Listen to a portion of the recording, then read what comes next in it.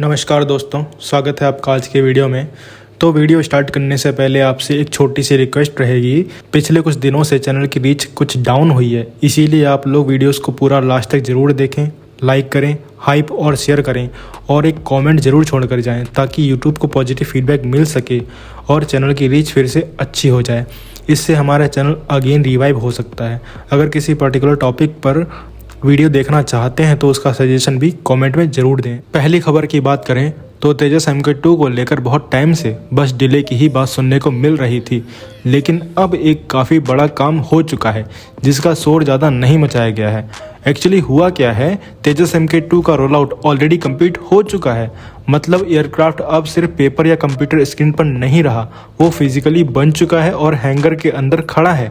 और ये बात कंफर्म की है DRDO के retired joint director group captain VN Jha ने, जो खुद प्रोग्राम को अंदर से देख चुके हैं। तो उन्होंने न्यूज़ 1 से बात करते हुए कंफर्म किया है कि तेजस MK2 का रोल आउट ऑलरेडी हो चुका है। मतलब एयरक्राफ्ट अब सिर्फ ड्राइंग्स या सब असेंबलीज नहीं है, वो फिजिकली कंप्लीट फॉर्म में आ चुका है। ये खुद में एक बहुत इंपॉर्टेंट स्टेज होती है क्योंकि यहीं से एक्चुअल एयरक्राफ्ट की टेस्टिंग का रियल फेज स्टार्ट हो जाता है।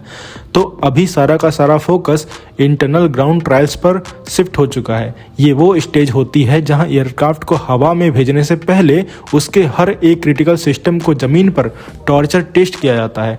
स्ट्रक्चरल स्ट्रेंथ चेक होती है, एवियोनिक्स प्रॉपर्ली इंटीग्रेट हो रहे हैं या नहीं ये देखा जाता है, फ्लाइट कंट्रोल लॉ का रिस्पॉन्स टेस्ट होता है और सबसे इम्पोर्टेंट सेफ्टी सिस्टम्स वैलिडेट किए जाते हैं। जब तक ये इंटरनल ट्रायल सेटिस्फैक्ट्री डिक्लेयर नहीं हो जाते, एयरक्राफ्ट 1 इंच भी रनवे पर नहीं जाता।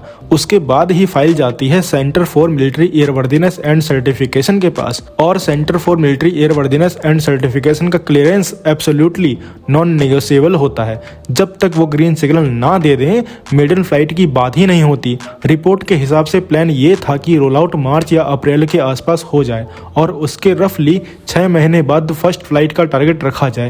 तो इस बार प्रोग्राम मैनेजर्स ने कॉन्शियसली ये डिसाइड किया है कि पहले एयरक्राफ्ट को टेक्निकली फ्लाइट रेडी बनाया जाए, बाकी चीजें बाद में देखी जाएंगी। अब ऑफिशियली टारगेट ये है कि फर्स्ट फ्लाइट 2026 के एंड से पहले हो जाए। तो अब रोल आउट कंप्लीट है, इंटरनल ट्रायल्स चल रहे हैं और नेक्स्ट चीज है centre for military airworthiness and certification का क्लियरेंस। अगर करंट पेस मेंटेन रहा और सर्टिफिकेशन स्मूथली निकलती है तो आने वाले महीनों में हम तेजस MK2 को हैंगर से रनवे की तरफ मूव करते हुए देख सकते हैं। अगली खबर की बात करें तो अब तक इंडिया को लोग सिर्फ डिफेंस एयरक्राफ्ट के लिए ही जानते थे, क्योंकि सिविल एविएशन में हम हमेशा फॉरेन कंपनीज पर डिपेंड रहे हैं। बट अब जो अपडेट आ रही है वो इस थिंकिंग को तोड़ने की डायरेक्शन में बहुत बड़ा स्टेप है। गवर्नमेंट अब सीरियसली प्लान कर रही है कि इंडिया का पहला indigenous regional passenger aircraft develop किया जाए और इसके लिए लगभग 12,511 करोड़ रुपए का कमिटमेंट प्रिपेयर हो रहा है। ये पैसा सीधा एक स्पेशल पर्पज व्हीकल यानी SPV बनाने के लिए होगा। सिंपल शब्दों में बोलें तो एक डेडिकेटेड कंपनी जिसका सिर्फ एक काम होगा कि इस एयरक्राफ्ट को डिजाइन से लेकर कमर्शियल सर्विस तक पहुंचाना। मनी कंट्रोल के सोर्सेज के हिसाब से इस प्रोजेक्ट में सबसे ज्यादा पैसा एयरक्राफ्ट बनाने में नहीं बल्कि सर्टिफिकेशन और अप्रूवल्स में जाने वाला है। ये बहुत लोग नहीं समझते, लेकिन सिविल एयरक्राफ्ट बनाना इंजीनियरिंग से ज्यादा रेगुलेटरी बैटल होता है। सेफ्टी रूल इतने स्ट्रिक्ट होते हैं कि हर बोल्ट, हर वायर, हर सॉफ्टवेयर लाइन को सर्टिफाई करना पड़ता है। इस स्पेशल पर्पज व्हीकल का आइडिया ये है कि पिछली एयरोस्पेस प्रोजेक्ट की तरह चीज़ें इधर उधर बिखर ना जाएं। एक ही एंटिटी होगी जो funding, design partners, certification agencies और प्रोडक्शन को एक साथ हैंडल करेगी। अभी गवर्नमेंट ने officially special purpose vehicle launch नहीं किया है, लेकिन स्ट्रक्चर ऑलमोस्ट फाइनल स्टेज में है। रीजनल ट्रांसपोर्ट एयरक्राफ्ट का मतलब होता है वो प्लेन जो 70 से 100 पैसेंजर ले जाते हैं शॉर्ट और मीडियम रूट्स पर।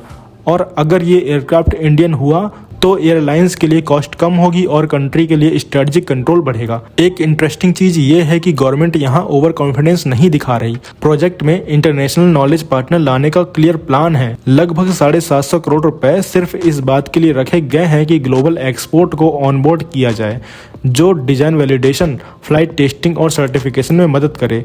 ये पार्टनर्स FAR 25 यानी US फेडरल एविएशन रेगुलेशंस जैसे ग्लोबल सेफ्टी स्टैंडर्ड के एक्सपर्ट्स होंगे जो इंटरनेशनल एक्सेप्टेंस के लिए मैंडेटरी हैं। ओवरऑल अगर ये प्रोजेक्ट सक्सेसफुल होता है तो इंडिया उन सिलेक्टेड कंट्रीज में आ जाएगा जो सिविल पैसेंजर एयरक्राफ्ट डिजाइन और सर्टिफाई कर सकते हैं। तो अब थोड़ा ग्राउंड वॉरफेयर की तरफ आते हैं, जहां टाटा एडवांस सिस्टम्स ने अपना नया WHICV यानी wheeled infantry combat vehicle 8x8 showcase किया है। ये व्हीकल असल में WHAP 8x8 प्लेटफॉर्म पर बेस्ड है, यानी एक प्लेटफॉर्म जो ऑलरेडी डेजर्ट, माउंटेन और रिवर क्रॉसिंग जैसे टफ टेरेन में प्रूव हो चुका है, लेकिन व्हील्ड इन्फेंट्री कॉम्बैट व्हीकल उससे एक लेवल ऊपर ले जाता है, क्योंकि अब ये सिर्फ ट्रूप कैरियर नहीं रहा बल्कि प्रॉपर इन्फेंट्री कॉम्बैट व्हीकल बन चुका है। सबसे बड़ा चेंज है इसका अनमैन्ड टरेट, मतलब गनर टरेट के अंदर बैठ के एक्सपोज नहीं होता। सारा फायरिंग और टारगेटिंग सिस्टम व्हीकल के अंदर से ऑपरेट होता है।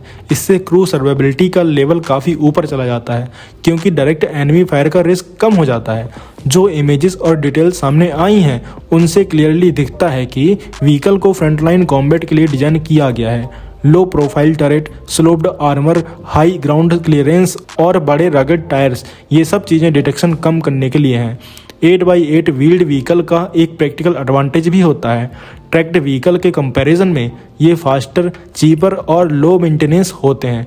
रोड्स पर ज़्यादा speed, long distance deployment easy और सस्टेनमेंट कॉस्ट कम, ये सब इंडियन आर्मी के ऑपरेशनल एनवायरनमेंट के लिए परफेक्ट फिट हैं।